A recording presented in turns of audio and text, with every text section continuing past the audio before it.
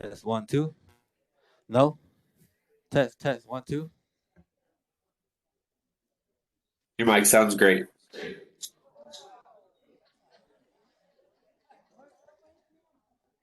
Yeah. Now we were testing the in-room speakers. Huh? Can you give me a countdown?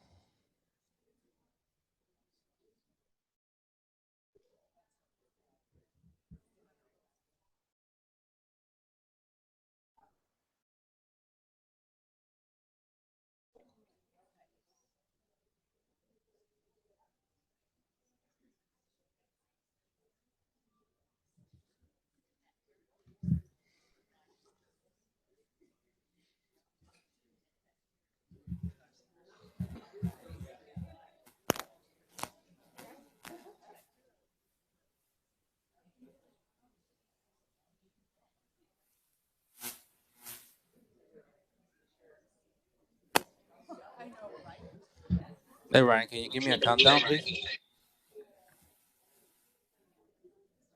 If you're You still just on. want me to, you have me to count down Yes, please. from 10, Yes. 10, 9, 8, 7, 6, 5, 4, 3, 2, 1. Yes, that sounds good. Thank you. Uh-huh.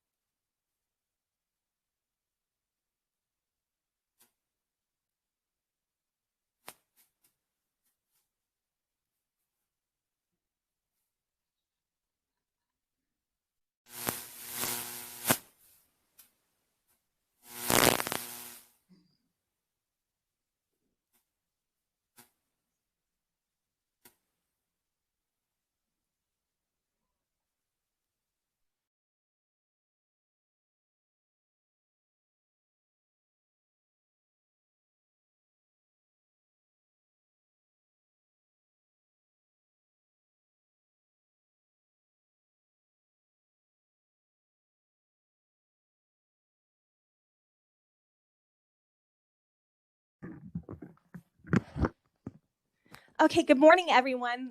My name is Lori Van Haren. I am the Deputy Director of the Independent Redistricting Commission. I am so pleased to have all of you here today. And first, we wanted to start with the Pledge of Allegiance, and Ms. Schmidt has agreed to say that for us if she wants to come up. Can we all stand, please?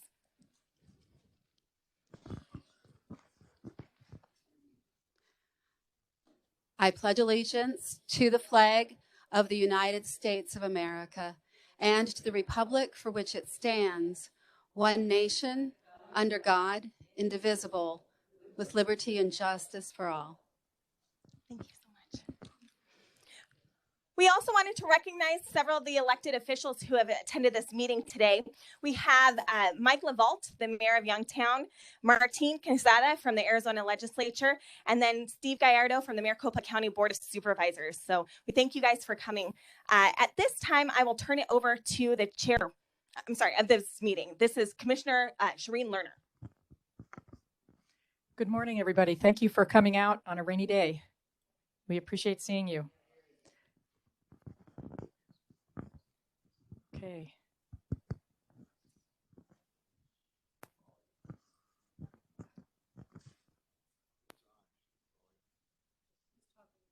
It's a microphone that is streaming to the web right now, so they have to. For now, we'll just speak loudly until we can fix it, okay? All right, good morning. So welcome to this is our second meeting of the listening tour of the Independent Redistricting Commission. Again, we're very happy to see you all here today. We look forward to hearing from you. Please note that if you would like to make a public comment, you may do so by signing in with the staff and filling out the public comment card if you've not already done so. Please also fill out the community interest survey if you haven't. There is a QR code on signs at the entrance to this room that will direct you to the link. And if you can see staff if you have any questions. We have an American Sign Language interpreter joining us virtually, and we have interpreters and headsets available for those in attendance. We also have a transcriptionist who will be transcribing every meeting. Please speak slowly and clearly so we have a clear record of your input. Will the interpreters in attendance introduce themselves now? Please. Good morning, this is Tiffany Jones, and my team today is Tiana Sandoval.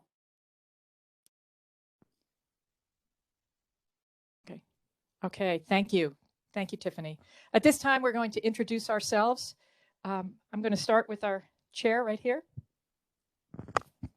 Hi, my name is Erica Newberg. I live in Chandler, representing Maricopa County and as the independent chairwoman, and it's an honor to be here. Good morning, everybody. My name is Derek Watchman, and I am the Democratic appointee to the commission, and I come to you from Window Rock, Arizona, Apache County. Good morning. Good morning, everyone. Thank you for being here. My name is Doug York. I'm the Republican representative to the commission, along with my commissioner partner, David Meal. You can see on the screen there. I come from Scottsdale, and David comes from Tucson. Thank you, and welcome, Commissioner Meal. Thank you. I'm glad to be here. Thank you, and I am Shireen Lerner. I'm also representing Maricopa County as one of the Democrats on the commission. Before we move to public comments, staff are going to read the rules of the meeting. Lori?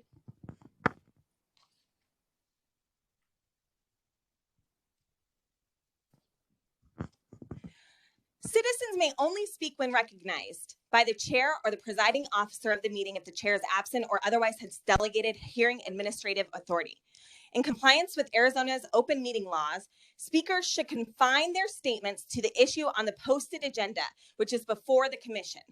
Speakers are also requested to limit their comments to approximately 3 minutes. Additionally, speakers are required to follow proper decorum. Speakers must use appropriate language. Foul and or abusive language will not be tolerated.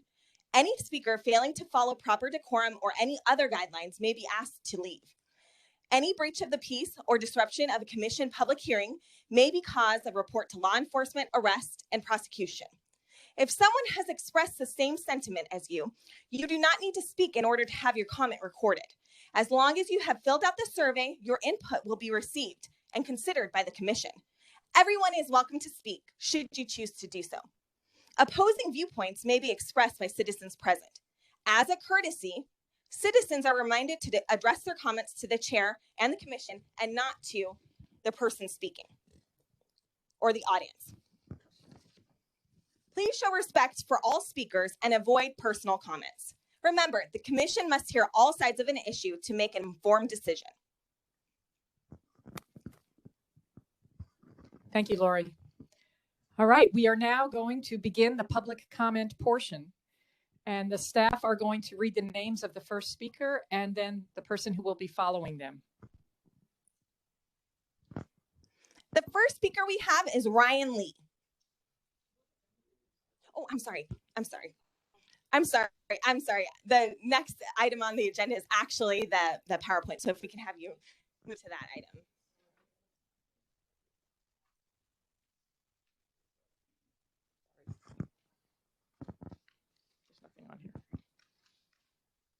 Okay, I apologize. You know, it's only our second meeting, so we're still learning as we go. So what we're going to do now is actually have a presentation by our legal and mapping staff, and they're going to talk a little bit about our constitutional obligations and how you can actually provide input.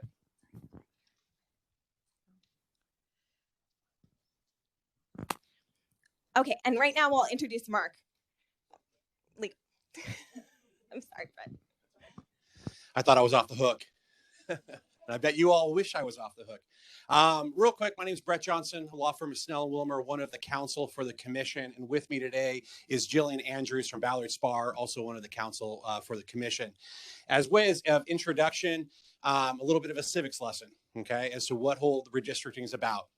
So going way back, our founders determined that every 10 years, we were going to have a new appropriation, assessment and appropriation of the different districts around the country, because obviously we were a growing country. Okay, so it's founded within the Constitution as to how that is going to happen every 10 years by the census numbers.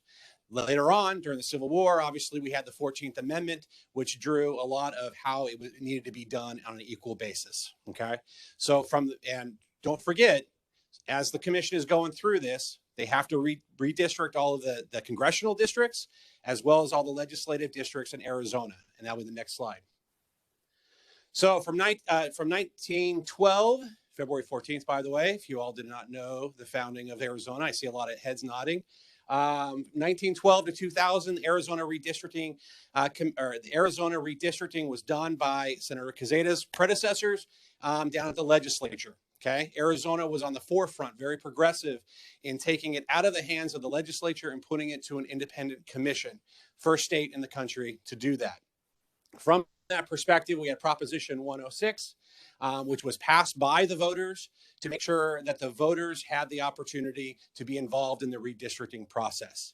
One of the other major issues was to try to avoid the concept of political gerrymandering. Okay, on the East Coast, that's still kind of a recognized thing as being allowed. In Arizona, we have a different type of criteria. We move to the next slide. All right, before I go to the criteria, we'll talk about the commissioners. The redistricting, the initiative that passed the redistricting was pretty strict. It had to be 5 different members, no 2 members from the same party, and the chair had to be an independent. And that is what we have here today, and they've introduced themselves as the beginning of the presentation. So here are the constitutional provisions, and this is what we're here to try to understand from the public as to what's important for you as citizens of the state. The different criteria, there's 6 different criteria. The first one, obviously, we're all United States citizens. We have to comply with the U.S. Constitution, and especially what's called the Voting Rights Act. Okay, so you'll hear about that quite often, about ensuring that minorities have the opportunity to elect people of their choice. That's the first criteria under the Voting Rights Act. And by the way, the next one is that the congressional districts shall have equal population to the extent practicable. Okay, what that means is that if there's 100 people in the state and you have 4 districts, 25 in each of those districts as possible. Okay, now there's maybe a small little nuance there based off of geography and whatnot, but reality is the courts have made it very clear that for congressional districts it needs to be pretty equal. Legislative districts, though, there can be a slight little change, especially if you are trying to incorporate some of these other parameters, including what we're here to talk about today, which are communities of interest. One other issue is that they have to be geographically compact, which means making sure that we're not gerrymandering all around, and that they have to be contiguous. What that means is that you can't have little blurs here and here from one side of the state over to the other state of these little circles with absolutely no connection. They have to be connected, okay? And then obviously taking into account the communities of interest, which is what we're here to talk about primarily today. Obviously, public period, talk about whatever you want the commissioners to understand, but really it's where the districts are and should be in the future based off of your understanding and your community's perspective. Some of those, Ivy is going to go over what communities of interest are in a bit, so I'll leave that to her. And the last item is, to the extent practical, competitive districts should be favored, where to do so would create no significant detriment to the other goals, okay? And that goes to basically trying to have districts, so long as the other areas are not impacted, trying to have as many competitive districts as possible, again, so long as the other factors are not impacted. Here is the projected timeline. Now, you may have heard in the news, U.S. Census Bureau kind of delayed things a little bit. So our commission has, although started earlier, does not necessarily have the data until the end of summer to be able to actually start drawing the maps, okay? So, but the commission has adopted this projected timeline, which is ambitious. They're trying to meet this timeline. And what it is July to August, which we're doing right now, is this listening tour, trying to understand the communities of interest. Then in August, the census data will finally be released, we hope. And that will be driven over to the mapping consultants who will put everything together. A grid map will be drawn. And the way the grid map works is all of the other district lines that we've had so far for the last 10 years, they go away. They can't be considered as part of the grid maps. The mapping consultants basically determine with what the commission directs them to do is to basically create a waffle around the state, taking into consideration the population factors. Once that is happening, the commissioners then will move those lines to address the different factors in the Constitution, as well as comply with the Voting Rights Act, okay? Then that is done. A map is then passed or almost finalized. Then the October-November timeframe, there's a 30-day period that's mandated within the Constitution that the public gets to come back and comment on the final maps. Now, after the grid map to the final maps, the community still has an opportunity during that process to present to the commission opportunities as to where they think the grid map should be changed, okay? But then there's a 30-day period. Part of that 30-day period, Senator Quezada and his friends down at the legislature, they get to issue what's called a minority and a majority report. So the legislature still has part of the, at least be able to influence or discuss their thoughts as to the final maps. Then hopefully the December timeframe, maps are adopted, and we have new district lines in the state of Arizona. So with that, I'm going to turn it over to Ivy, who's going to discuss the communities of interest. Oh, I got one more slide. Here's my public involvement slide. Okay. Everybody who's here today, one of the main issues this commission has really put this out there. Public comment is essential. These are 5 of your fellow citizens or volunteers. They're not being paid. They obviously have their own experiences, but they really want to hear from the comment. So as part of that, submitting public comments, there was forms to fill out before you came in today. You could go online. There's a web portal where you can also put information in. During the hearings that have been virtual so far, you're also, during that period of time, can make comments virtually, okay? Being part of that process is important. The initial input on the communities of interest, which Ivy will talk about, is what geographic areas or neighborhoods should be considered when drawing the draft maps. We had a great hearing yesterday in Pinal County, where it was really interesting as to where the different individuals who spoke thought that Pinal County should be split up according to the different district lines. As part of this issue, you have the opportunity to submit maps. Once the data is given to us by the census, you'll actually even be able to go online, completely different than the previous commissions, be able to go online and draw your own maps. Have your kids draw your own maps. Have your grandkids draw their own maps. Make it part of the family activities.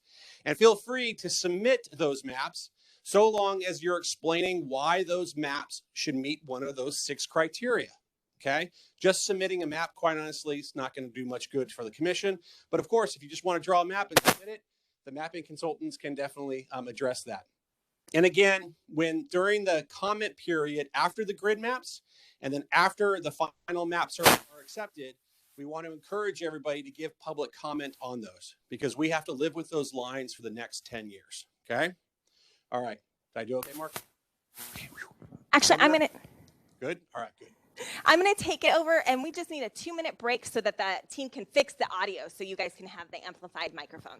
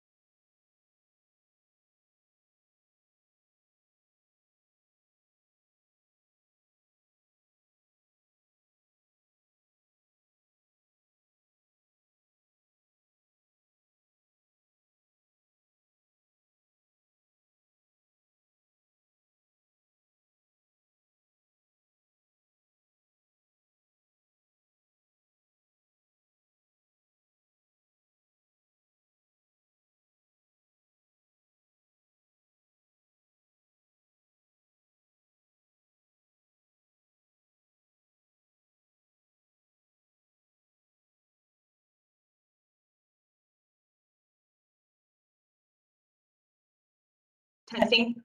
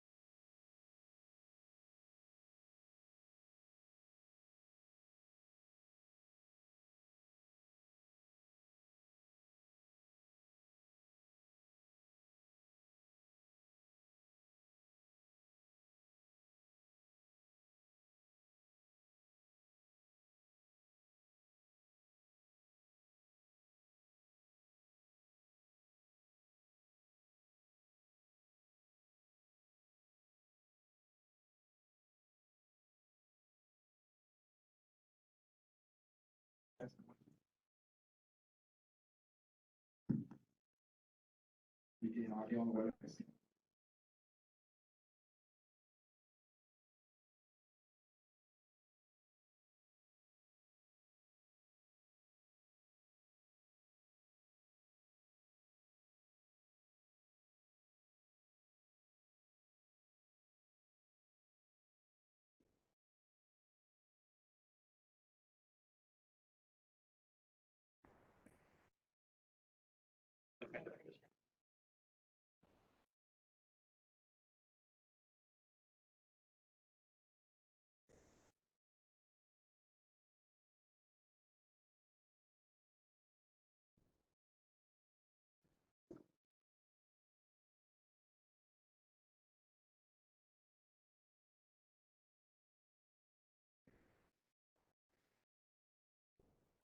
That's a 1, 2, 3.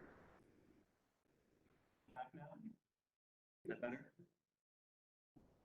One more second. Is that better? Is that better? All right.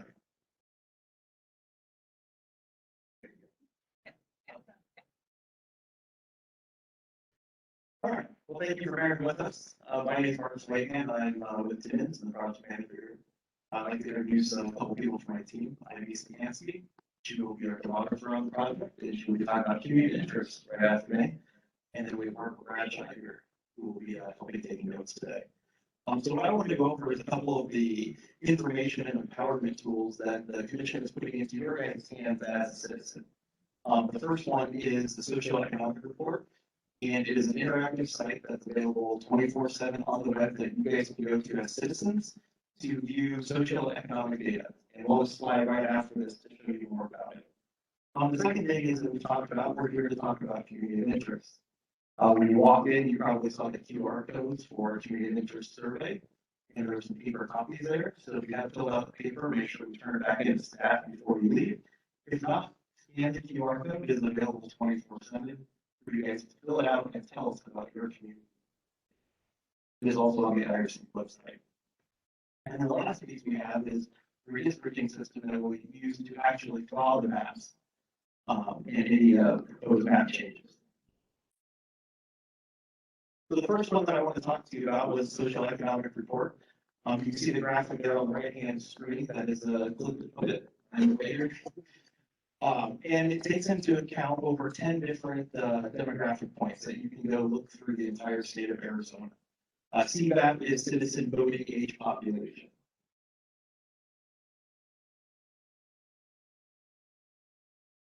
The next thing that we're here for is the community of interest survey. So this is something that's online today, available, like I said, 24/7 access to solicit information from you guys, the citizens, to be able to give us information about your community of survey of interest. You can see on the right-hand side that we even give you guys a map that you guys can draw your own community of interest boundaries to be able to submit back to the commission. That way we're getting exactly what you guys see for your community of interest. Now I'm going to turn it over to Ivy to talk about community energy.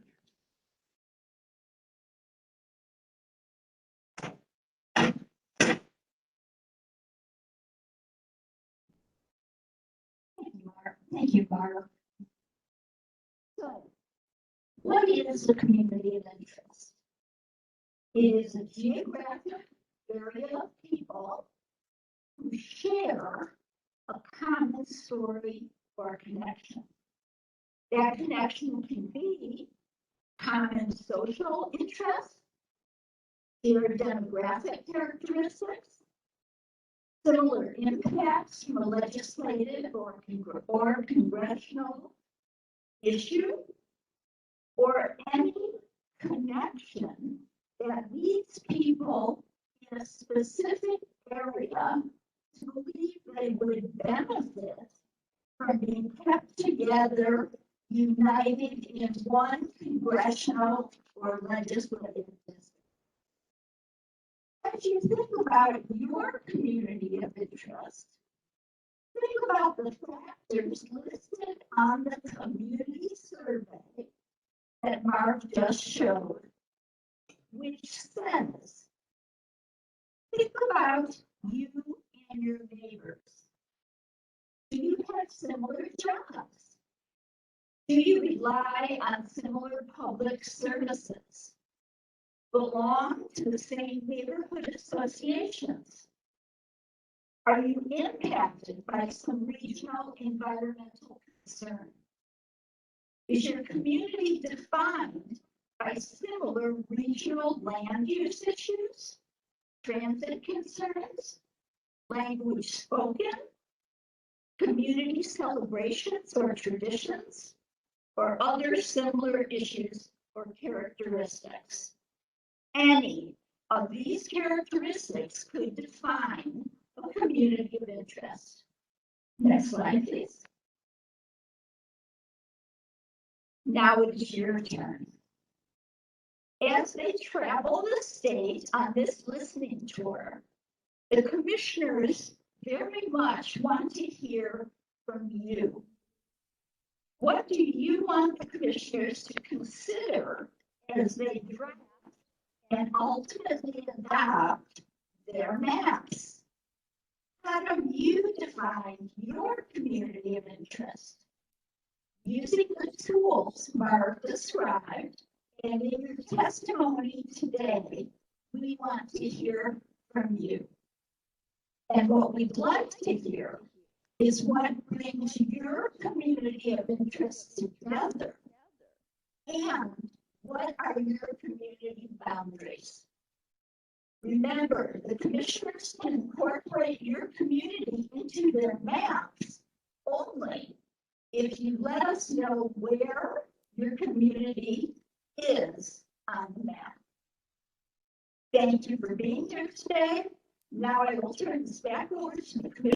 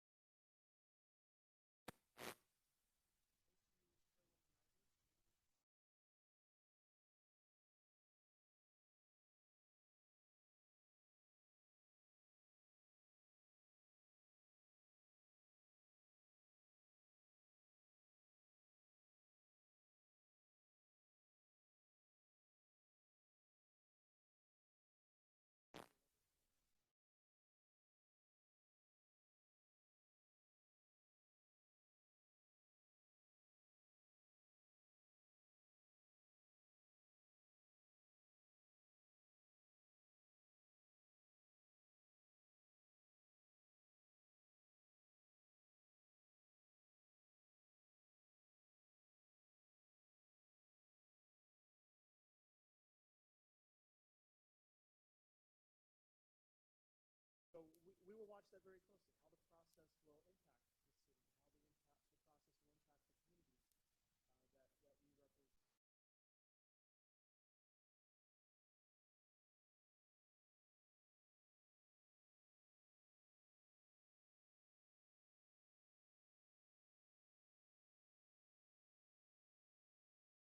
Very much. Thank you again for coming to Glendale. I know there's a few more rounds, so I hope that you'll I live in Desert Hills. I do all my shopping in Desert Hills, Cave Creek, North Phoenix, Wisconsin.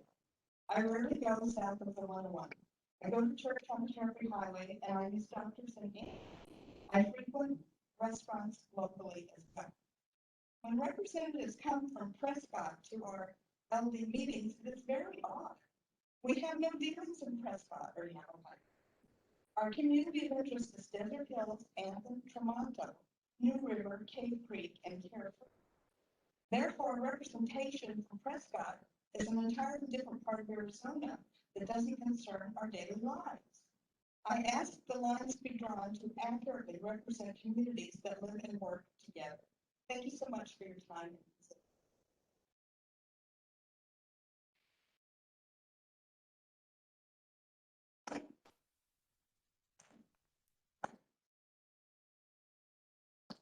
Is there Paul Barkley here?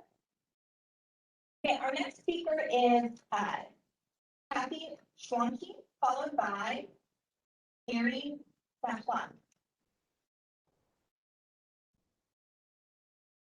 My name is Kathy Schweinke, and I live in unincorporated north of Carefree Heights in the 85086 zip code. I have served as the LD1 Republican chairman in 2012. Testified at a previous IRC meeting about 10 years ago. I tried to dissuade the last IRC from screwing our district up and adding us to the application. I think they used us just to fill population quotas and were focused on competitiveness. They were so focused on that our community of interest was not addressed. Our family's community of interest is along Carefree Highway and south on I-17, Cave Creek Roads, and Scottsdale. We always go east along Carefree Highway to Cave Creek, Carefree, Scottsdale, to shop, eat, work out, for entertainment, for doctors. We go west along Carefree to Anthem for the same reasons. And we go south along I-17 to shop, eat, go to our church, and to airports. So please do not split Carefree Highway. Split us, neighbors and interests. Our LD1 is organized and covers the same regions and the river district. People constantly misunderstand that our political committee in Maricopa County is separate and in jurisdiction, that the Republicans organized in the people in Yamaha County contact me to become precinct committeeman, not understanding they must sign up in their own county, according to state statute. Our LD1 in Maricopa County includes representation from 3 congressmen, which includes CD4, CD6, CD8, which is a little much. CD8 could be improved, so it is not such a long stretch from the northern Maricopa County border down to Evansville. CD4 could be greatly improved, so it doesn't stretch from the southern Arizona border to the northern Arizona border, the western Arizona border, east, south. Please consider my family's and political district's community of interest and put us back where we belong legislatively in Maricopa County alone and not mismatched in with Yamaha County where the IRC put it years ago. We never go up to Prescott for anything. Thank you for your consideration.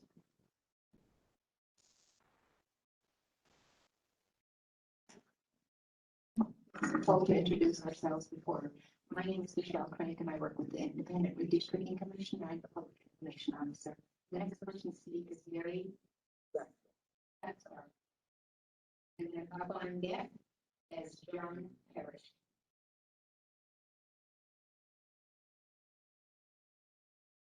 Hi, my name is Daryl Bradshaw. I live in Anthem, Arizona.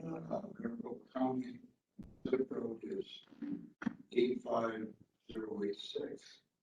My wife and I are a hired couple. I'm a Marine Corps veteran of the Vietnam era. Worked 40 plus years in the field of electronics. Was in the military. The last 30 years with General Electric healthcare system. My wife worked as a medical secretary for 20 years, and then she fulfilled a lifelong dream of back to school to become a computer programmer. Graduated summa cum laude from Dakota State University and worked as a programmer for Civic, Berkeley Information Systems, Family Financial Group. Although we have little children or grandchildren, we're very interested in the Deer Valley School District, which we're a part of. My wife and I attend Christ Church of the Valley in Anthem and often go over to the Peoria campus, PCB. Our neighbors, friends,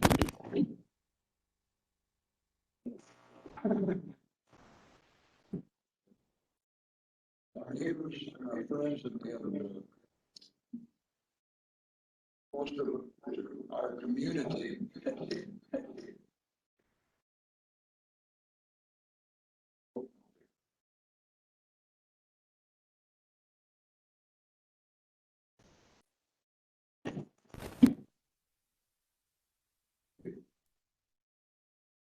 Okay, thank you.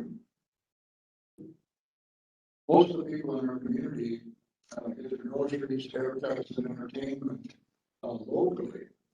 And I think that the local area could be defined as including Anthem, Desert Hills, Toronto, Cave Creek, and Carefree, basically along the Carefree Highway corridor. And I-17 from New River down to Happy Valley Road or the North Tierra area. This is what I would call our communities.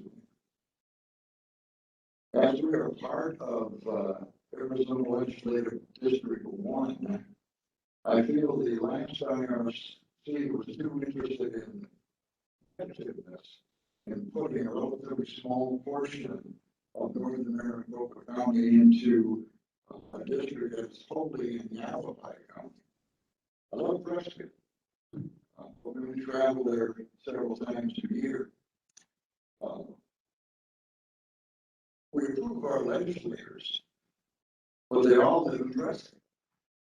And we don't feel that they truly have a grasp of our community. We are also in Congressional District 8. That we're okay with that. We like CD8. Luckily, the president was already mentioned that the Arizona State Constitution requires that the IRC respect communities of interest when drawing congressional and legislative district boundaries. I would urge the Commission to consider these criteria most important.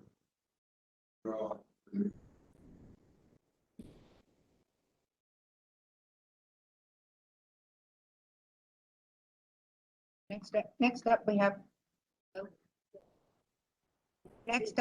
Mr. Brian or John Parish, and we do apologize to the listening audience on the WebEx. We are working on the volume. We understand that there are individuals that cannot hear the meeting that is transpiring. We are working on that.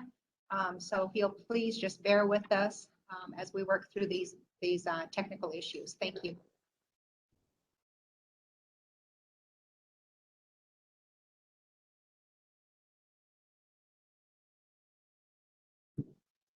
I had a feeling they were going to try to mute me, but that's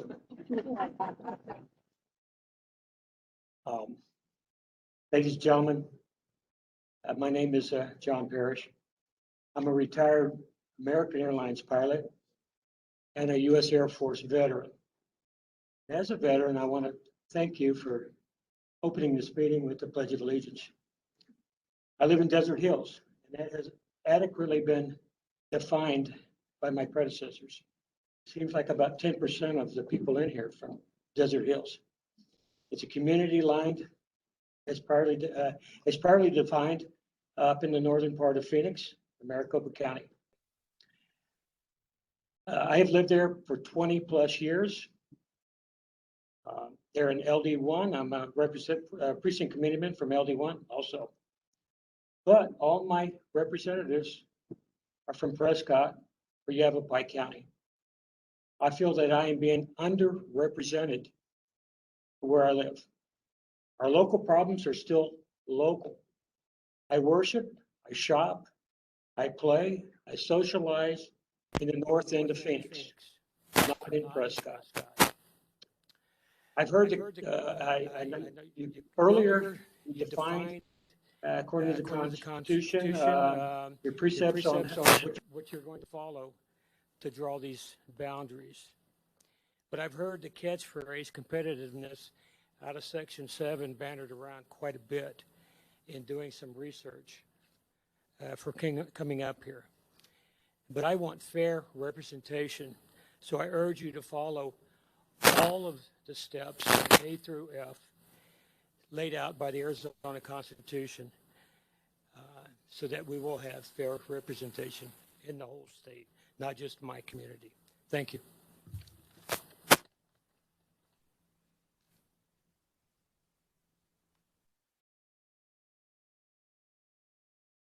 Next up, we have Daryl Bradshaw, and then up on deck is Joyce Baird. Mr. Daryl Bradshaw.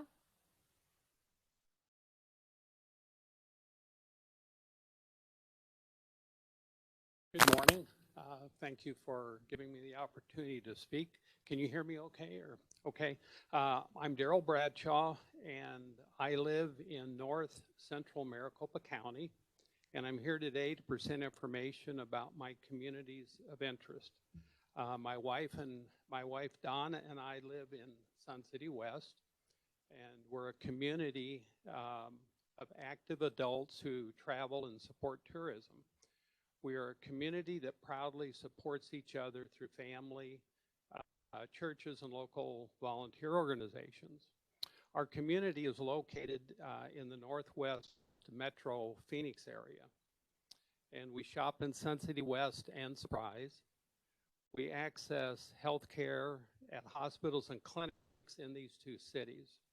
Our food banks and other charitable activities are also in these two cities. And as I understand, last time the legislative districts were redrawn, our community was split into two different districts. And that these districts from the previous commission were not compact and did not have equal populations.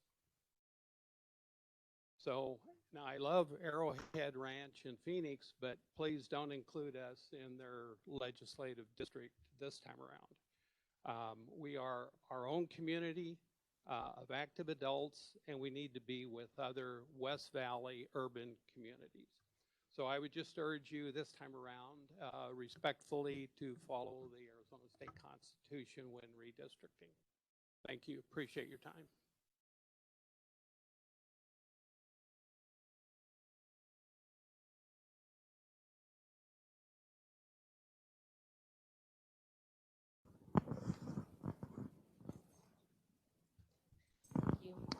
Madam Chairwoman, and hearing my testimony today. And just as an aside, it does my heart good to see tech issues with WebEx, because I'm a public school teacher, and that's been my last year. So thanks, guys. I really appreciate it. My name's Joyce Baird, and I live in Legislative District 27. I've only lived in Arizona for 8 years, and I moved here to be near some very cute grandchildren. I teach American Government and Economics at Sunny Slope High School, which is in the Glendale Union High School District. I've taught in the public schools for over 30 years in Idaho, where I grew up, and in Texas as well as Arizona. I'd like to speak today to the importance of redistricting as it applies to the basic principles of the U.S. Constitution and the role of representation in our republic. I teach my students that the legislative branch is the heart of democracy, and I really believe that. It's where the will of the people is translated into public policy. And in a republic, people choose their representatives who make the policies for them and give governmental action its direction. We've seen in the past that if legislative districts don't represent or are not drawn in a fair manner, they don't truly represent the people, and representation cannot occur. And we've seen this in other parts of the country as well as throughout American history. Our Arizona voters recognize this when they approved Prop 106 in 2000. And I really appreciate the process and appreciate you being part of that process. It's also important that we have competitive districts because legislative bodies that are drawn with competitive districts tend to be more moderate, and the policies that result from that represent the broad constituency rather than just a narrow group of folks. Obviously, as a teacher, I would like to see more bipartisan cooperation in areas of education, but in other policy areas. And I realize that creating fair districts as well as competitive districts is no easy task, and I appreciate you taking this into consideration and taking on this crucial responsibility. I urge you to keep your focus true representation for the people in our nation as well as the state of Arizona, because I truly believe good policy comes from listening to many voices. Thank you for your role in improving representation in Arizona for our future, because I think my beautiful grandchildren are going to be here for a long time. Thank you.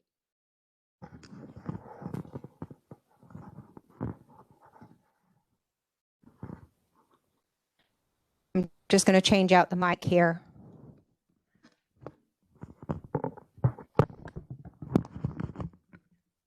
Yes, Bill, keep the same. I do apologize for that. Okay, the next speaker is Mike LaVault.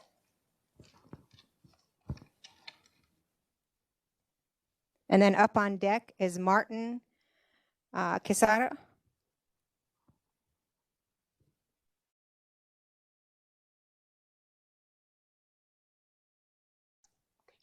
Good morning. My name is Mike LaVault. I'm mayor of Youngtown.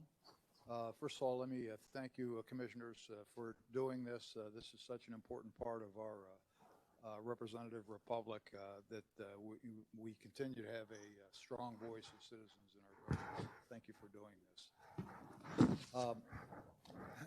My town is a small, compact community. Just to give you an idea of where we're located, our northern boundary is Grand Avenue, southern boundary is Olive Avenue, western boundary is the Agua Fria River, and the eastern boundary is 111th Avenue. We are just across the street from Sun City, just west of Sun City, and Sun City and Youngtown are almost literally joined at the hip. I can tell you that, as I said, we're a small, compact community, so I would ask you, first of all, to keep us intact with whatever the redistricting turns out to be. I think it's important that my town stay intact as a community of interest. Secondly, I think it's important that we remain in the same district with Sun City. Youngtown was the original retirement community incepted back in 1954, and even though the town lost its age overlay in 1998, we still have a very significant population of what I call seasoned citizens. So, and I'm one, by the way. You can see the gray here at the temples. But anyway, I would ask those two things: keep Youngtown intact as a community of interest, and keep us in the same district with our neighbors to the east, Sun City. Thank you. The next speaker is Colleen Mcnally. Colleen Mcnally. And then up on deck is Jim Keller. Jim Keller. Mr. Casada said he wasn't going to speak, so. Good morning. My name is Colleen McNally. Yes. Sure. Great. Do my best. I know, I'm feeling very important. Hi, I'm Colleen McNally. I retired as a Superior Court judge in 2017. I'm here as a Glendale citizen and neighbor, and really want to say I appreciate the work of this commissioning district and the staff and lawyers that are involved here, and also all my neighbors here who are speaking up, because this is incredibly important, as has been said. I live in LD 22, and it's in North Glendale. And I am going to underline what some of my friends in Sun City West and Youngtown said, in that in our last redistricting, we were grouped together with that on that side. And that's really not a community of interest from what I've observed in our neighborhoods. We've lived there for 30 years. We raised our children there. We were the young family on our street. Now we're the old family on our street, but we're being refilled with lots of young families with children. And the school funding issues have been incredibly important personally in our, amongst my friends and the people that we know. And we don't always have common interests with the retirement community. So I would urge you to, I love the concept of community of interest and how it can mean different things, but I would urge you to really look at how school issues, school districts, and other issues that affect young people, including employment opportunities and other issues that the legislature address, really coalesce around those issues in certain neighborhoods. So thank you again for your work. Appreciate it. Love being able to have 2 microphones too. Mr. Jim Keller. Thank you, Commission, for being here and listening to us. My name is Jim Keller. I live in Peoria, Arizona. I'm a precinct committeeman in Legislative District 22 and active in Congressional District 8. You know, several of us here that live in this general same community as our adult communities, age, retirement community.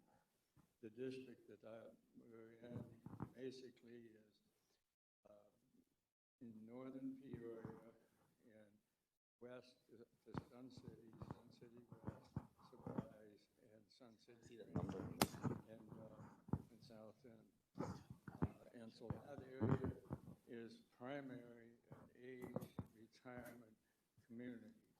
And my interest is in that area. And in the age community area, we have medical support, doctor support, community support for this type of age group. It's a very active, interactive community for that population.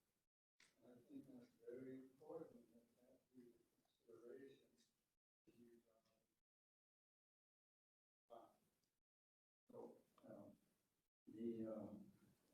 the areas, especially like the transportation that help the people that need transportation, it's all there. It's all in very well organized for the community. So again, I would suggest that you look at northern Peoria, northwest part of Glendale, southwest to Sun City. Keep that community all together. Thank you for your service. The next speaker that we have is Mary, and I do apologize if I don't pronounce her name correctly. Prashaw. Yes, you are. And then up on deck is Barbara Willie.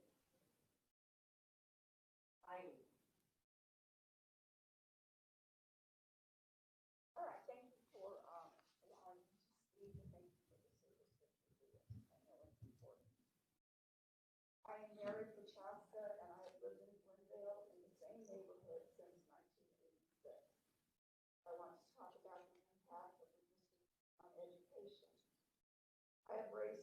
sons here, and they attended public school from kindergarten through high school. Both attended undergraduate at ASU. And although one chose to go to graduate school outside of Arizona, the other one chose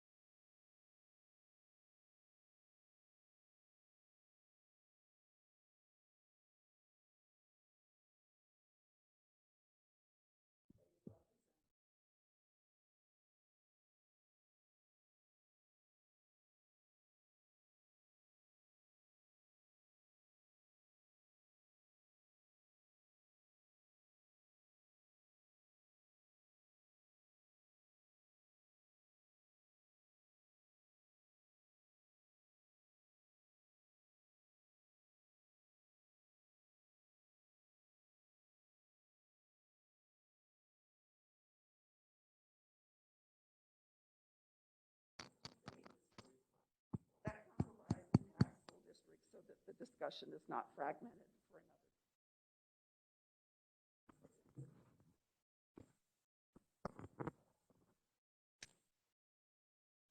Okay, I do believe that we're going to take a little pause right here. Commissioner Lerner does have a follow-up question.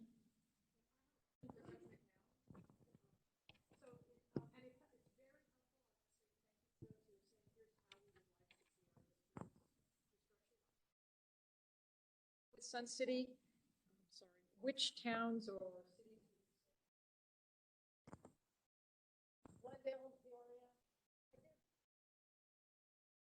This map that requirements of having it all be. I just think the gentleman that doesn't make sense.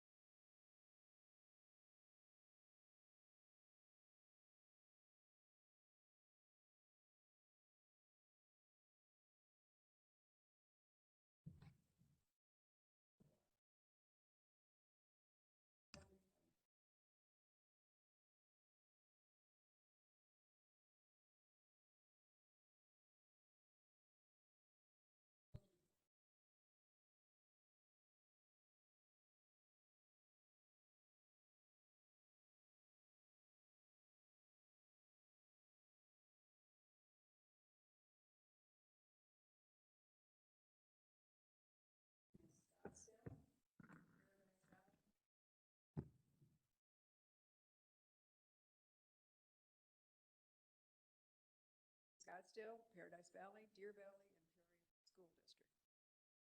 SMAC.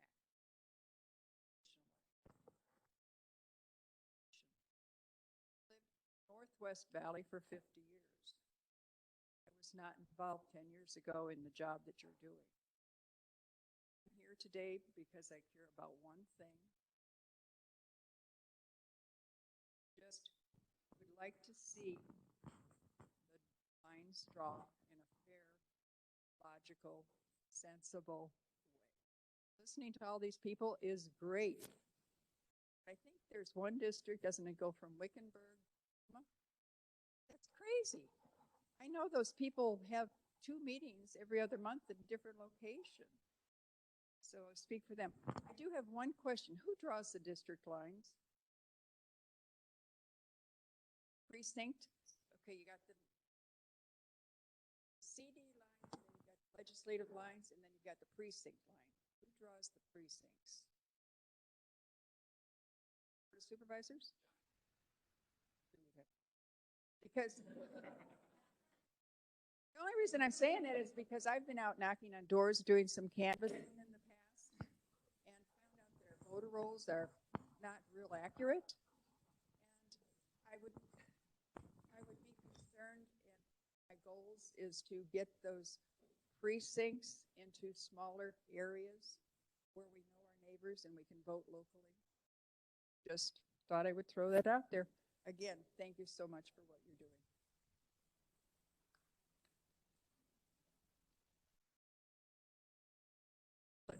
The mic on this stand here, both of them. And just as a reminder, the people on WebEx can't hear if you don't speak into this mic too.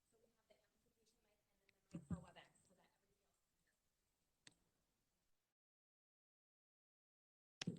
mic for WebEx so that everybody else can hear. Thank you, ladies and gentlemen, for allowing me the opportunity to speak, and thank you for everybody behind me for showing up today. My name is Richard Hopkins. I live in Buckeye, excuse me, and I'm the Legislative District 4 Republican Committee Chairman.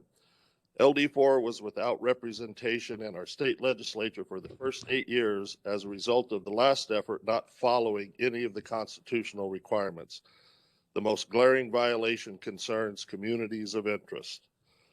Buckeye and Goodyear share much, and as such, we are communities of interest. We are West Valley agriculture areas becoming larger cities. We have nothing in common with the border towns of San Luis and Somerton, located 150 miles or so away. We also have nothing in common with the entire Tohono O'odham Indian Reservation or the southwest parts of Tucson. Approximately 255 miles of the 378 miles of Mexican border are within LD4, which are not related to any of us here in the county.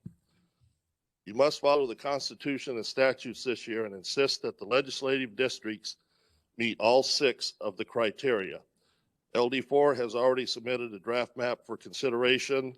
The new map fits all 6 criteria to the T. The southern part of Goodyear, all of Buckeye, the southwest and northwest parts of Maricopa County, west of the 303, are all communities that share the same interests. Safe communities, good schools, agricultural heritage, open areas for recreation, hardworking people that love our freedoms granted by our Creator and guaranteed by our constitutions. I respectfully urge you to ensure that all 6 criteria are followed and that communities of interest and geographically compact receive their due considerations. Again, thank you for being here and thank you for allowing me to speak.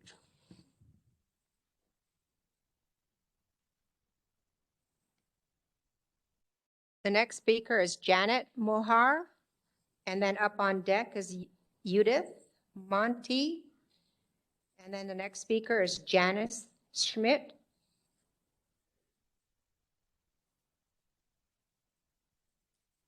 Hi, my name is Janet Moore. I appreciate your time that you're taking to redraw these maps. I think you have a big job on your hands because I really feel that they were done so poorly the last time. I am a precinct captain for Cave Creek Precinct, and I'm also a real estate broker. So I feel that I really share a lot of knowledge and communities of interest. I think that one of the things that the attorney mentioned in the beginning that was a big part that was overlooked was connecting the communities. If you look at the town of Cave Creek to our northern border, there's about 80 miles of Tonto National Forest land. And somehow 600 voters in the northern part of Cave Creek are in Representative Gosar's district, which is 80 miles north of wasteland. There's nothing in between that. That is not connection. There is nothing connecting that. I think when you do your mapping, if you click on the little satellite button, you'll probably be very helpful to see where those lines can be. Also, if you follow the whole northern line, the boundary, and you go to the east, there's areas over near the Tonto Hills subdivision. There are some districts there that also do not follow into any community at all. In fact, if they were to go with their communities that they are districted in, they would have to drive probably 45 minutes to I-17, however long of a drive it is, or a half an hour, and then head north through 80 miles of the Tonto National Forest. I don't mean to say it's wasteland. It's beautiful land. It's beautiful, but there's no population. So it just doesn't make any sense at all. And it 10 years ago, I tried to go to some of the meetings, and I didn't really have a good handle of really what could go wrong. I didn't think it would be, there should be some common sense when you're drafting these maps. And certainly there was no thought of that connection and that community of interest, because there's just no connection between us and Yavapai County and Prescott. They're great people, but thank you.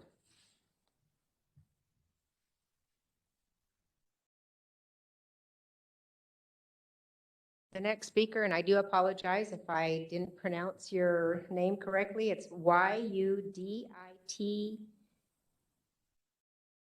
Sure, if I'm even, and then the last name, it looks like M or N-O-N-T-L-E.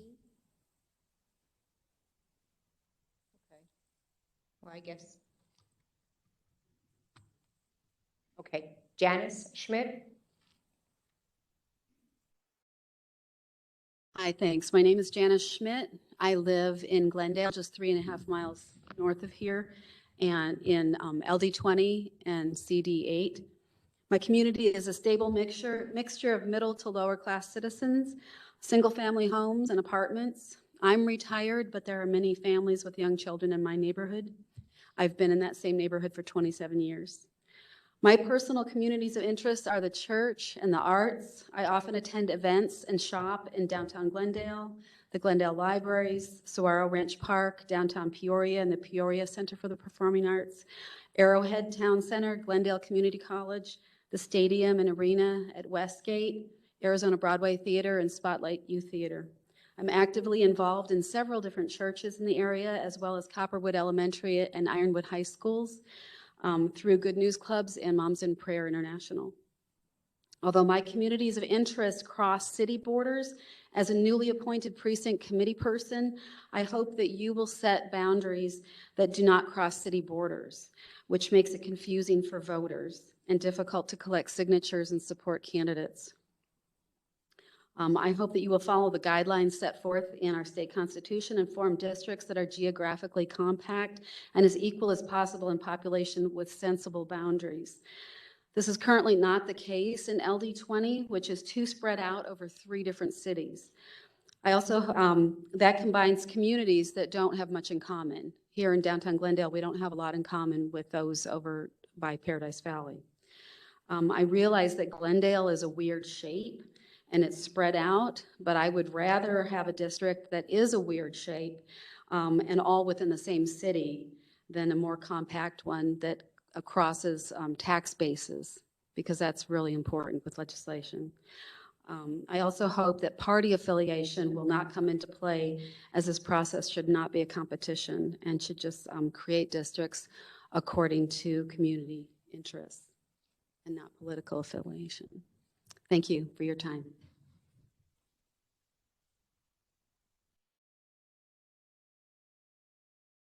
The next speaker is Elizabeth Boynton. Up on deck is Cecilia Moreno. And then after Cecilia Moreno is Ana Sanchez Navarro.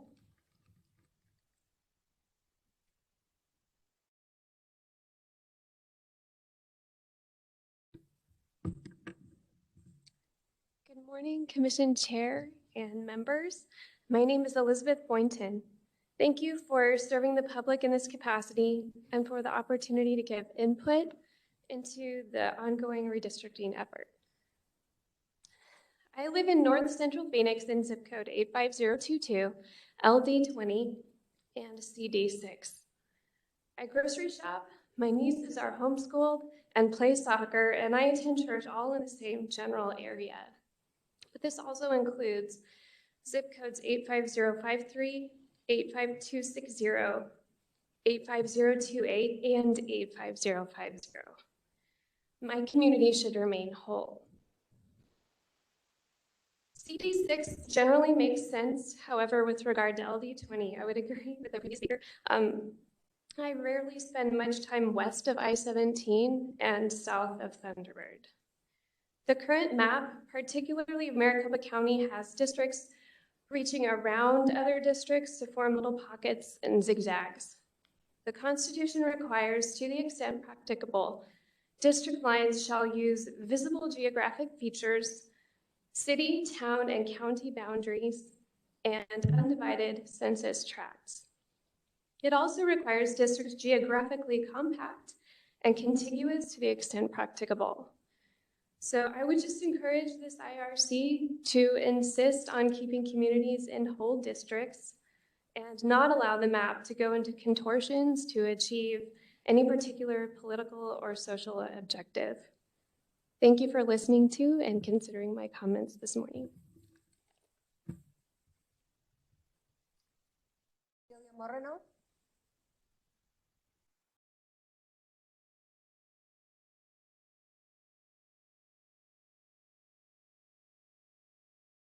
Good morning. I'm Cecilia Moreno. I'm a resident of LD 29, a precinct committee person also. I was born in Glendale, like 1 mile away. At the present time, I live in the Maryville area and have lived in the West Valley my entire life.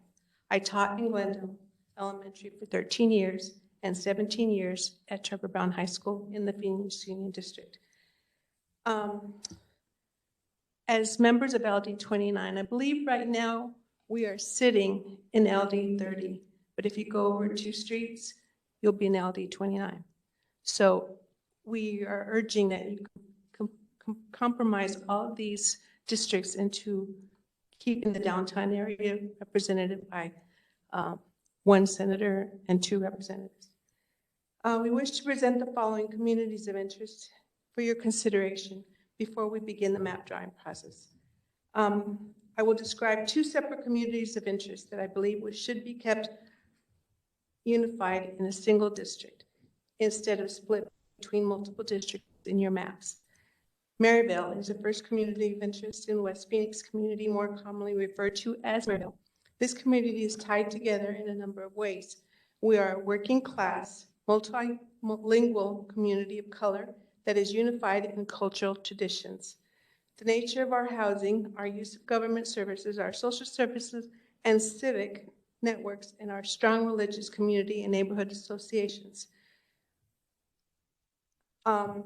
We are also served by school districts whose demographics are also very similar and should be included as part of the community of interest, specifically the Cartwright District, Isaac, Alhambra, and Pendergrass school districts. We propose that the boundaries of Maryville community of interest be Camelback Road on the north, I-17 freeway on the east, I-10 freeway on the south, and the city of Phoenix boundaries to the west. The next community of interest is Glendale. I'd like to speak to this as South and West Glendale. This community mirrors the demographics and similarities of Maryville community of interest, with only major difference being the fact that this community is part of the city of Glendale rather than the city of Phoenix. The last IRC wisely drew up most of the Maryville community into 1 legislative district with South and West Glendale. We propose that all of South and West Glendale be identified as a community of interest and be combined with the Maryville community of interest to be the greatest extent possible. The second districts that represent Glendale include Pendergrass, Glendale, and Alhambra elementary school districts. The boundaries of this community of interest can mostly be defined by the city of Glendale's city limits, including the entire city west of Grand Avenue.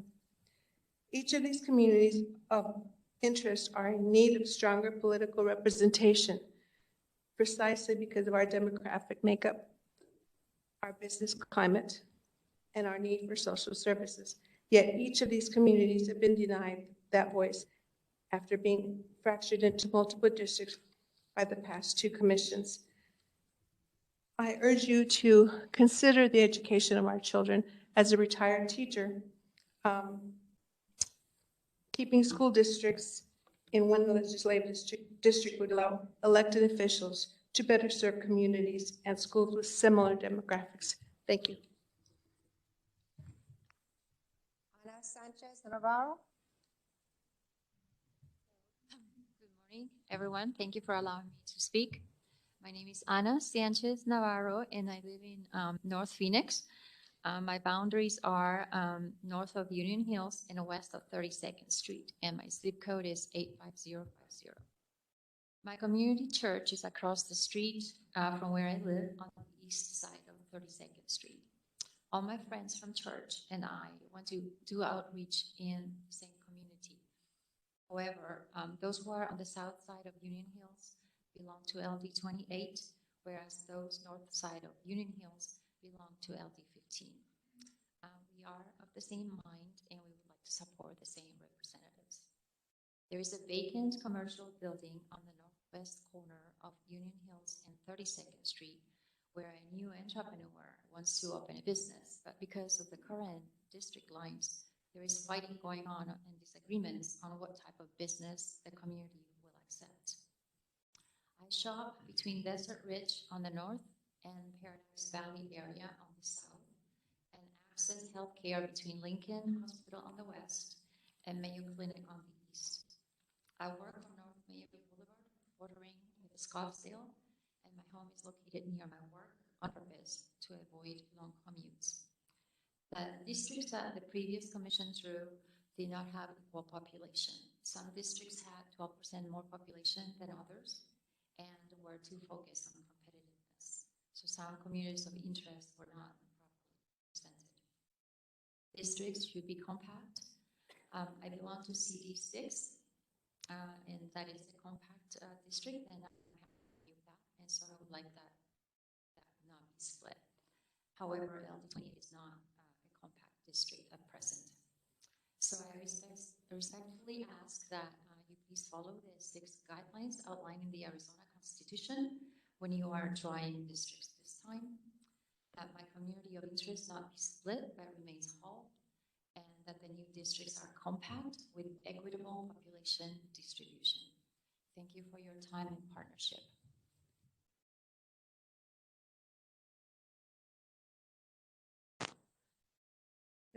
The next speaker is Kelly Kuchar, and up on deck is Kenneth Love, and after Kenneth Love is Marcus Milam.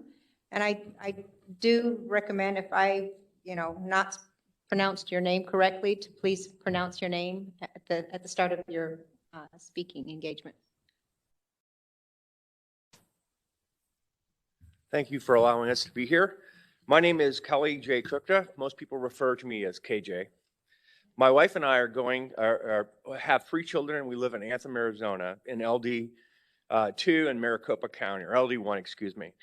I'm not going to cover the boundaries of this. My oldest child just graduated from NAU. She's now living at home to save money and working in Scottsdale. My middle child is currently a student at NAU, and my youngest is a senior to be at Anthem Prep in Anthem, Arizona. We own a business in Peoria called Digital Acuity, which is a computer forensic company that analyzes digital evidence and information in a legal context. Our customers are primarily located in the metropolitan area of Maricopa County. When people in the community of Anthem, and sometimes the surrounding areas of Black Canyon City, New River, Cave Creek, etc., need to purchase goods, look for recreation and entertainment, we shop locally or drive in Phoenix. or into Peoria, Glendale, and the Northern Phoenix area. This is the same area we support our community services, such as food banks, the St. Vincent de Paul Society, etc., and attend religious services, because these are the entities that support our community in Anthem. I know of no one in our community that drives 70 miles north into Yavapai County for any of these services. Also, I know quite a few people in my community, and I know of nobody that works in Prescott or Yavapai County.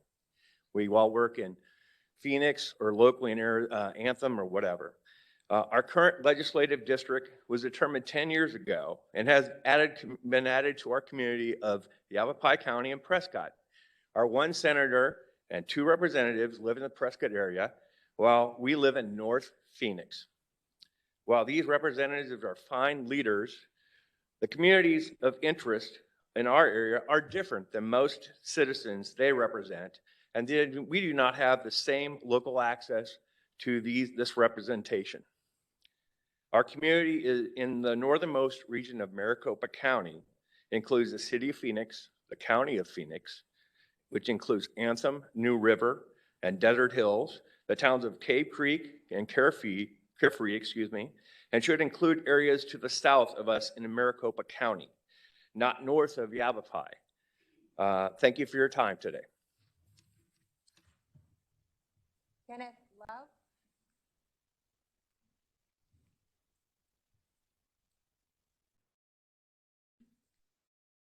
Good morning, Madam Chairman and members of the Commission. My name is Kenneth Love. I have been an Arizona resident for since 1983, first in Tucson and later in Phoenix. I've lived in Phoenix in the north central area for the last 24 years, and my last employment, at least full-time employment, was as an attorney at the Arizona Attorney General's office, where I litigated complex matters involving property taxation, which gives me some insights into the remarks I'm going to make. I realize that when you start talking about property taxation and values, it's one of the surest ways to put people to sleep. So I'll try to be brief on that aspect. Diverging from that for a second, though, I realize, and I certainly hope, that the Commission will do what is best to congressionally create districts that are competitive with no significant detriment to the other goals of the that you're bound by.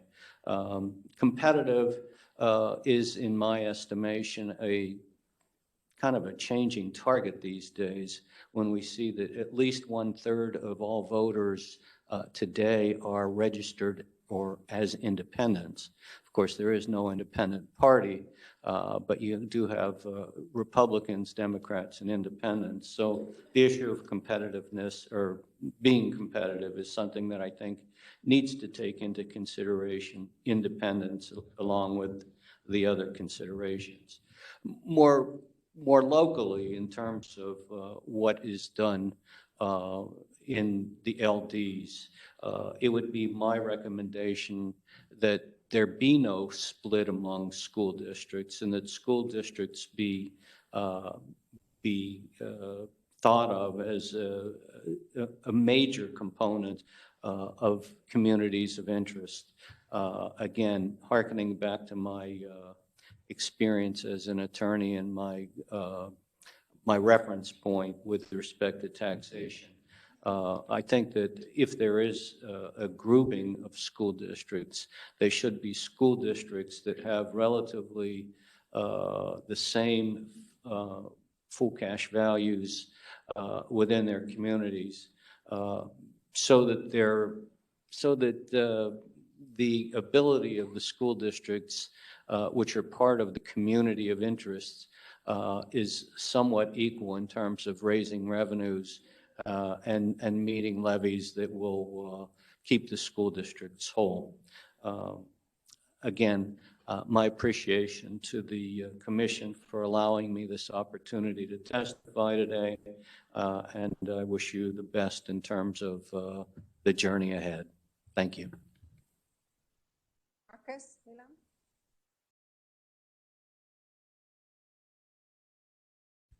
Good morning, ladies and gentlemen, Madam Chair, members of the commission. Thank you for this opportunity. My name is Marcus Milam. I have been a teacher, a pastor, and in my current work for Maricopa County. So you could say I have worked my entire adult life in the West Valley. As a former Legislative District 20 Republican chairman, I have had the opportunity to see the various communities of interest. And I want to highlight for you just a couple of examples of areas of inequity, because I believe that 10 years ago, the commission erred in approaching competitiveness from a purely partisan viewpoint, because as the previous speaker noted, the breakdown of voters in the state of Arizona, if the target is competitiveness, is now 1/3 Democrats, 1/3 Republicans, and 1/3 independents. And so we should focus less on party and more on creating the kind of common connection points that will improve the quality of the representation that we get at every level of government. So right now, in Legislative District 20, on the western edge, you have retirement communities, whereas Arrowhead Ranch, which is a planned community that is not segregated by age, is housed in Legislative District 21. Which means that the retirement communities, which would share far more in common with Sun City, and the Arrowhead Ranch, where their residents are going to be concerned with things like mass transit. They're going to be concerned with the quality of education. Those share more in common demographically with Legislative District 20. If you go just to the west, in District 21, Sun City is in the same legislative district as El Mirage. I don't think I need to explain that there's not a lot of points of commonality between a retirement community like Sun City and El Mirage, which is a primarily working class community. My recommendation would be not only to keep those communities intact, but also to focus on common points of connection. The voters in Legislative District 20, for example, are people in the Deer Valley Unified School District. They're going to have common points of connection as families with young children. And so my recommendation to the committee would be to focus on those common connection points and compact those districts, compact the districts, so that way there is a greater commonality of connection point in the districts that we are going to have to live with for the next 10 years. Thank you all very much.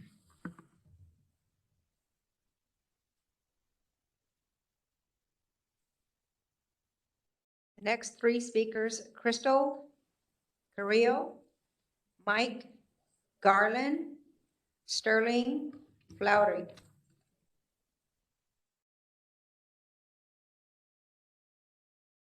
Crystal?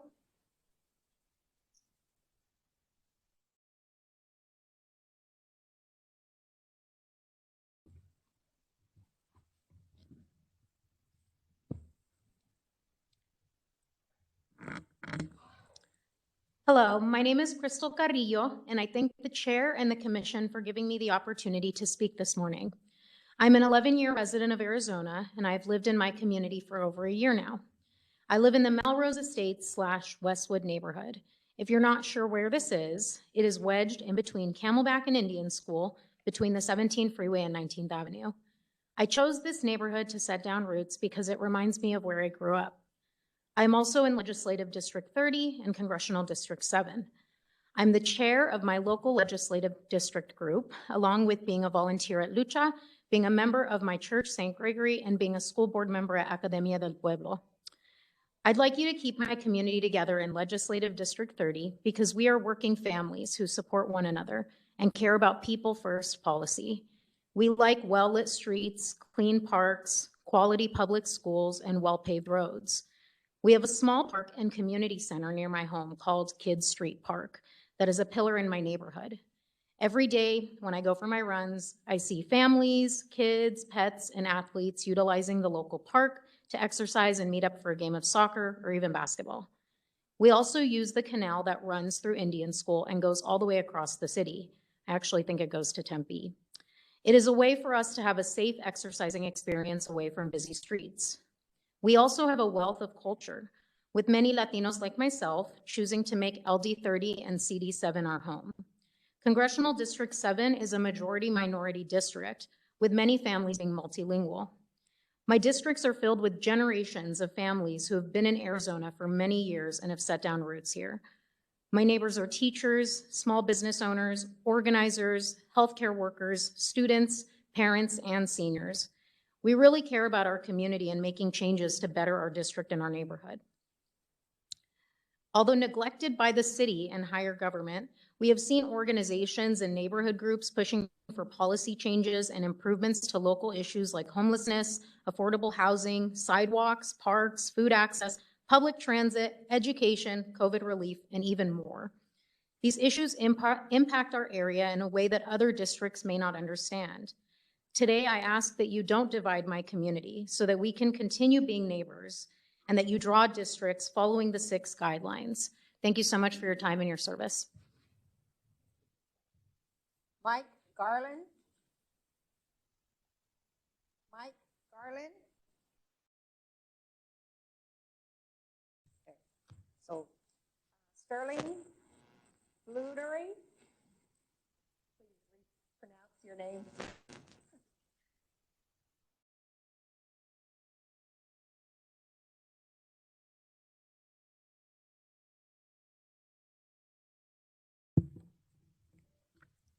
So my name is Sterling Fluharty. Sorry about the difficulty. And I'm a resident of Maricopa County. I appreciate the Arizona Independent Redistricting Commission putting together this listening tour. I'd like to recommend a rubric for redistricting. You might remember the use of rubrics when you were assigned to write an essay in school. For instance, there might be 25 points possible in each of 4 criteria: organization, clarity, argument, and grammar, for a total of 100 points possible on the assignment. Ideally, also, a rubric explains the performance level of each criterion, with descriptions of what counts as excellent, competent, and needs work. An earlier presentation mentioned that Arizona law has 6 criteria. These criteria could provide the foundation for a redistricting rubric. The commission could then set up a scoring system and possible points for each criterion. As an example, the scoring system could evaluate a proposed map and award full points for equal population, high points for preserving communities of interest, and partial points for preserving city, town, and county boundaries. Some additional reasons for using rubrics are that they can promote objectivity, transparency, and accountability. When it comes to redistricting, the rubric could equally balance the 6 criteria and minimize scenarios where certain criteria receive more attention or emphasis than others. The use of a rubric could also help assure the public that the Commission's decision-making processes are out in the open. The Commission could even sponsor a friendly competition by ranking the maps submitted to its website according to their rubric scores. This could increase the chance that the best possible maps will emerge and be officially adopted by the Commission. My last reason for a rubric is that it could better equip the Commission for the possible scenario that thousands of maps will be submitted for its review. For example, in just the last few months, the public has drawn 268 maps for Arizona at davesredistricting.org. Many more maps will be submitted once the Commission launches a map drawing system on its own website. A well-defined rubric could streamline and automate the scoring of all these maps. Then the Commission could focus its attention on the maps that receive the highest scores across the 6 criteria. Thank you.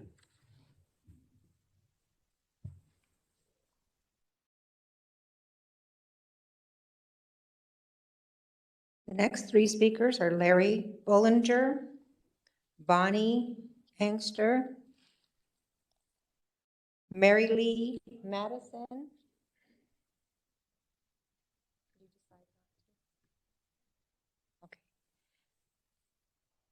Sandy Ochoa,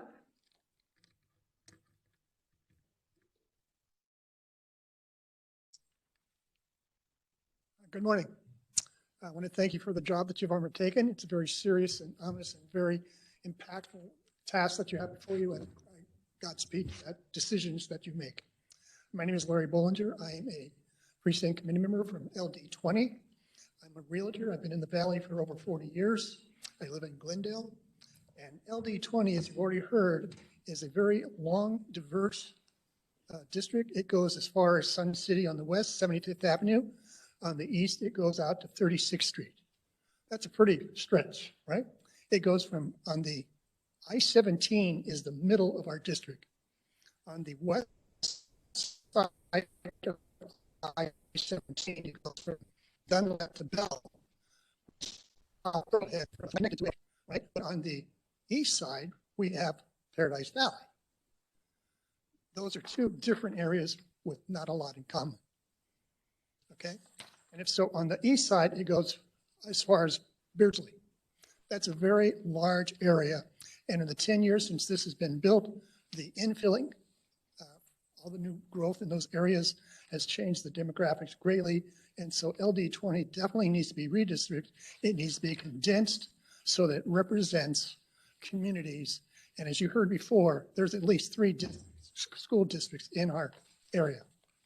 So take that in consideration, make it compact, make it represent Glendale, make it represent the communities. Because like someone else said, I-17 is a barrier. We don't go east of I-17. The lady before said she doesn't go west of I-17, and we're in the same LD 20. Okay. Thank you very much. Good luck to you.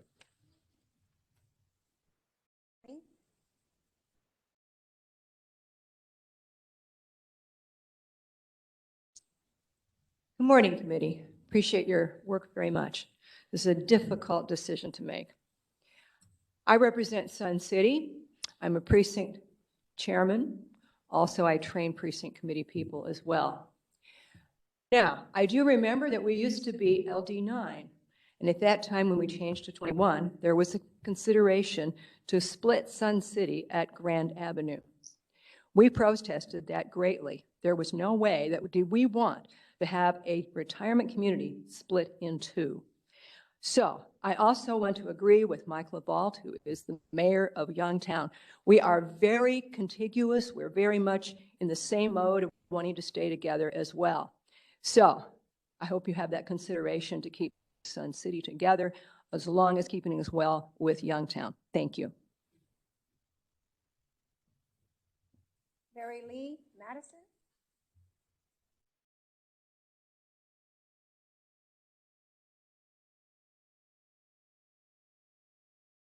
Good morning, Madam Chair and Commissioners. I'm really glad to be here, and I really appreciate you being here. You have a heck of a job in front of you, and with many competing demands, and I just appreciate what the decisions you're going to make over the next few months. My name is Mary Lee Madison. I live in LD 22. I live in the home that my folks bought in 1973 when they moved to Arizona. They had considered living in Sun City, but at the time, my dad, who was working for the Bureau of Indian Affairs, looked at Sun City and felt that some of the guests that he might be having, the American Indians visiting him, might not feel as comfortable there as they did in what was then rural Glendale, which is just now it's a half a block off Arrowhead Ranch. And at the time, my mom commuted from there to Gila River Indian Reservation, where on Bell Road, where it was a 2-lane highway and practically no stoplights. Couldn't do that today. I moved to, after my dad died, I moved to Glendale and lived in 1985, came in 1985 to take care of my mom. And she actually took good care of me during that time. And she lived to the young age of 99. And I was just so glad to be able to care for her. During that time, I worked for 17 years for Maricopa County, commuting every day to the Maricopa County building in downtown Phoenix, 3rd Avenue and Jefferson. At the same time, I was volunteering. So I related to downtown Phoenix in the East for years. That for employment and then for sports. I was a inaugural season ticket holder for the Diamondbacks for the first 6 years. And also for cultural events, I was a season ticket holder for for Phoenix, the theater company of Phoenix. That's not quite the right word, until they disbanded in 2014. I've volunteered and civic duty. I have volunteered with the Greater Phoenix Boys and Girls Club for 25 years. Culturally, I have worked with now I'm a docent for the for the Phoenix Herd Museum. And ultimately, I have, for recreation, for years, a group of friends and I would hike Piestewa Peak every night, one night a week after work. We continue to meet today, although we aren't hiking, we do continue to meet with this friendship. I share that with you to let you know over the years, my relationship, my orientation has been to the east, to downtown Phoenix. And whenever I travel internationally, people say, "Where are you from?" And I say, "Phoenix, Arizona." And I share that with you to let you know those reasons are the reasons I tell people I am from Arizona, from Phoenix. And at the same time, that's why I ask, as you think about redistricting, think about orienting LD22 to the east. Appreciate what you're doing. Thanks for being here.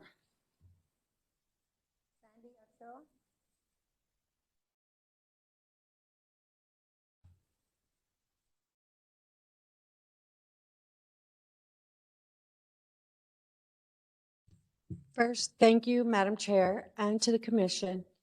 My name is Sandy Ochoa. I am with Mi Familia Vota, and I am testifying on why the 2021 redistricting process needs to be fair and transparent. How districts are drawn affects every political issue, from the economy to healthcare to public education. If politicians are elected from districts that don't reflect the population, you end up with situations where politicians support policies that the vast majority of people oppose, or they won't support policies the vast majority or people support when politicians or political interests manipulate maps for personal or political gain.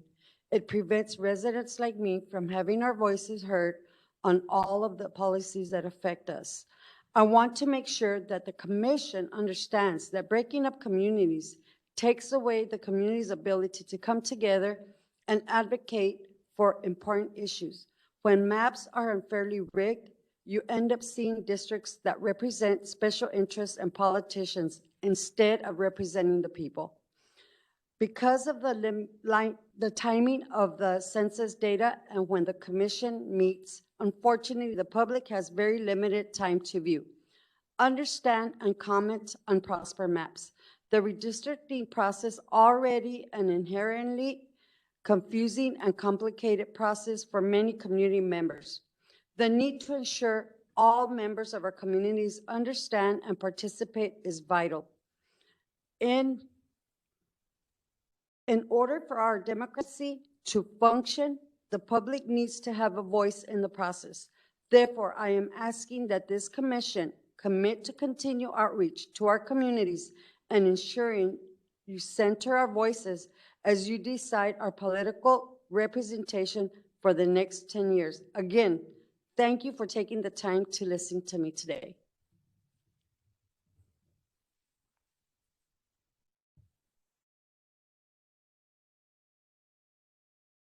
The next three speakers, Sheila Wickert, Gail Parish, Ruth Lambert, and the last speaker is Nancy Palmer.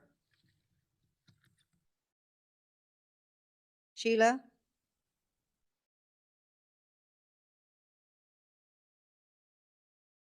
Hi, I'm Sheila Wickert. I live in Glendale and LD20, and I really appreciate being able to come here and learn about redistricting.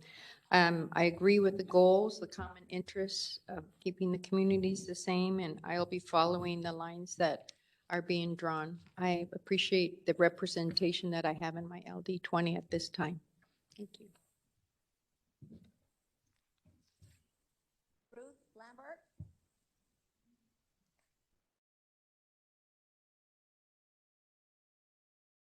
Oh, I can say good afternoon, I guess. My name is Ruth Lambert, and I did not intend to speak today, but I would really like to reinforce but not repeat what some of my neighbors have said from Northern Maricopa. I am also from Anthem. I am also a precinct committee person, but I don't go to their meetings.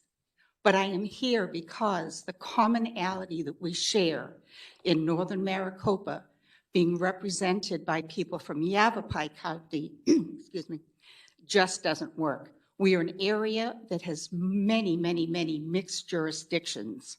To add to that, or to maintain the jurisdiction of legislative district, keeping Northern Maricopa with Yavapai is just untenable for residents there. It's within your power to do your best to put our puzzle piece with areas that would truly show our commonality. I think there are purple pigs flying around the building right now because I truly applaud everything that my neighbors have said here today. Thank you. Palmer? Is our last speaker.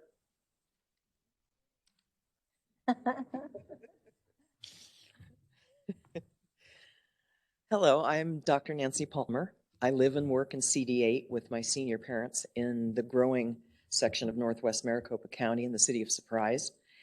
And I live in 85387.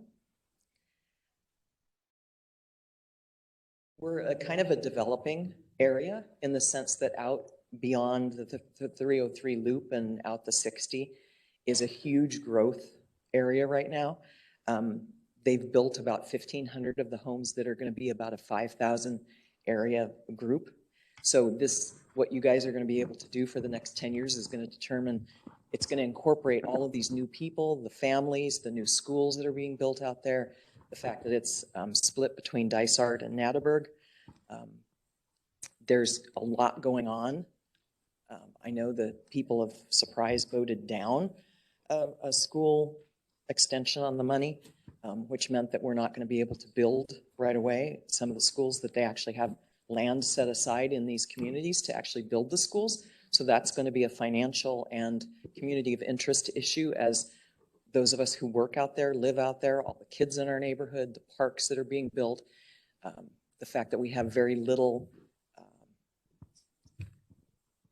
I'll say retail for lack of a better word, but we don't have a lot of support services out that way, grocery stores, places to shop. They are building things like churches, and we all kind of go back to the east.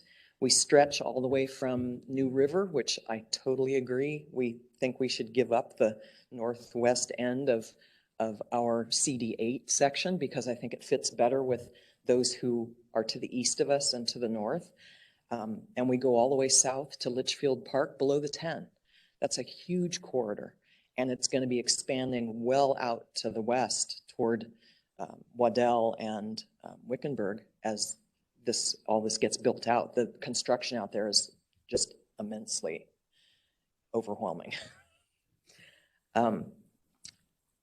We include everything from agriculture, ranching, small and large businesses, civic centers and schools, construction and development, churches, parks and recreation.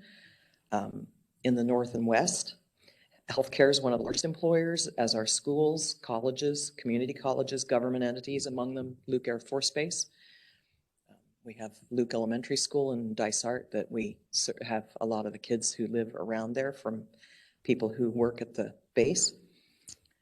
My family and friends, we go back to east as far as Bell Road into the 83rd corridor for shopping, dining, recreation, spring training events around the Arrowhead Mall and Paradise shopping area, mostly because we don't really have anything developed to that extent out in the Surprise area. There's some little spots out to the west and south of there that are being developed, but they have a long way to go to become those kind of places. When the redistricting last occurred, I think we were spread way too, as everybody's kind of talking about this whole being spread out thing. You know, LD22 is a huge strip that goes all the way out to Surprise. The people out in Surprise don't really have much in common with the established communities that go from, say, the 303 or the 101 out to the 17, which parts of that are LD22. And south here into Glendale, as I'm hearing, you know, I mean, there's not a lot of commonality there, and we're spread quite a ways out.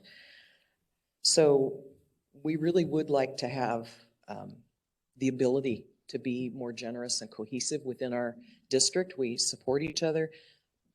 We have, you know, food banks, and we do drives for the people who need things. We like to take care of those in need within our churches, schools, and distinctive housing and developments, but we've really been stretched beyond our effectiveness with the design of the last district map. So we're looking forward to helping you all come up with some better things to do. Thank you. Yes. It is. I have a lot of kids in my school that's maybe 10 miles from my house that I happen to work in an elementary school in Dysart, and I have kids and families that are from the base. So maybe not the entire base, but certainly those who live within our communities rent houses in our neighborhoods, and we teach their kids.